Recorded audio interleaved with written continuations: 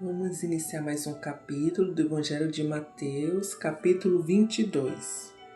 A parábola das bodas. Então Jesus, tomando a palavra, tornou a falar-lhes em parábolas, dizendo: O reino dos céus é semelhante a um certo rei que celebrou as bodas de seu filho. E enviou seus servos a chamar os convidados para as bodas, e esses não quiseram vir. Depois enviou outros servos, dizendo: Dizei aos convidados: Eis que tenho o meu jantar preparado, os meus bois e cevados já mortos, e tudo já pronto. Vinde às bodas. Porém eles, não fazendo caso, foram um para o seu campo, outro para o seu tráfico. E os outros, apoderando-se dos servos, os ultrajaram e mataram. E o rei, tendo notícia disto, encolarizou-se e, enviando os seus exércitos, destruiu aqueles homicidas e incendiou a sua cidade. Então diz aos servos: As bodas, na verdade, estão preparadas, mas os convidados não eram dignos. E depois as saídas dos caminhos, e convidai para as bodas a todos os que encontrardes.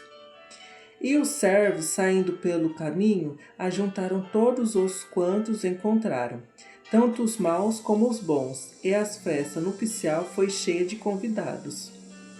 E o rei, entrando para ver os convidados, viu ali um homem que não estava trajado com vestido de núpcias, e disse-lhe: Amigo, como entraste aqui, não tendo vestido nupcial? E ele emudeceu. Disse então o rei aos servos: Amarrai-o e de pés e mãos levai-o, e lançai-o nas trevas exteriores. Ali haverá pranto e ranger de dentes, porque muitos são chamados, mas poucos escolhidos. A questão do tributo. Então, retirando-se os fariseus, consultaram entre si como o surpreenderiam em alguma palavra. E enviaram-lhe os seus discípulos com os herodianos, dizendo: Mestre, bem sabemos que és verdadeiro e ensinas o caminho de Deus segundo a verdade, e de ninguém se te dá, porque não olhas a aparência dos homens. Dize-nos, pois, que te parece? É lícito pagar o tributo a César ou não? Jesus, porém, conhecendo a sua malícia, disse: Por que me experimentais, hipócritas? Mostrai-me a moeda do tributo. E eles lhe apresentaram um dinheiro. E ele disse-lhes: De quem é esta efígie e esta inscrição? Dizem-lhe eles: De César. Então ele lhe diz: Dai, pois, a César o que é de César, e a Deus o que é de Deus. E eles, ouvindo isso, maravilharam-se, e, deixando-o, se retiraram.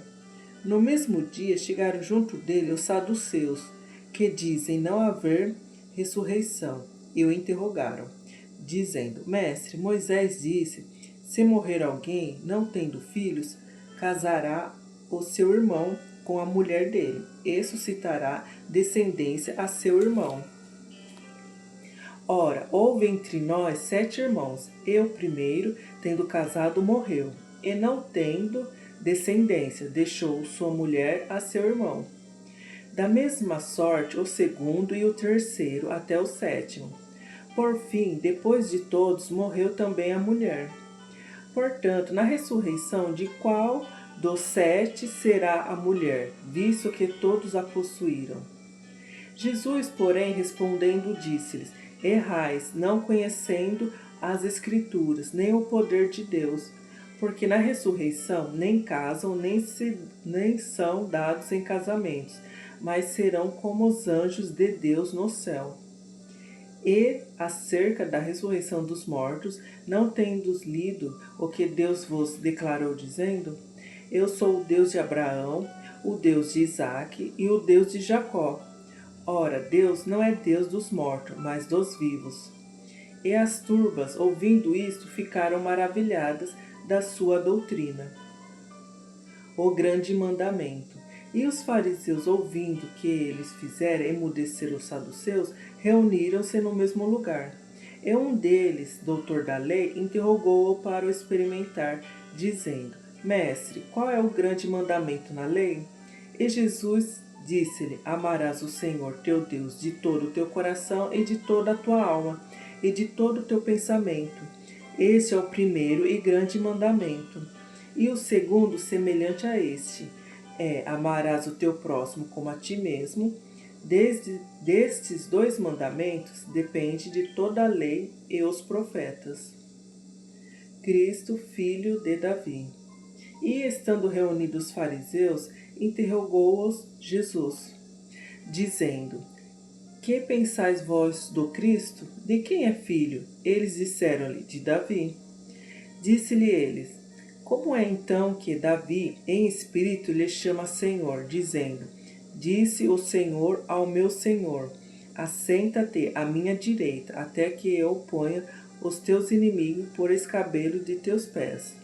Se Davi, pois, lhe chama Senhor, como é seu filho? E ninguém podia responder-lhe uma palavra, nem desde aquele dia ousou mais alguém interrogá-lo. Glória a Deus! Mais um capítulo.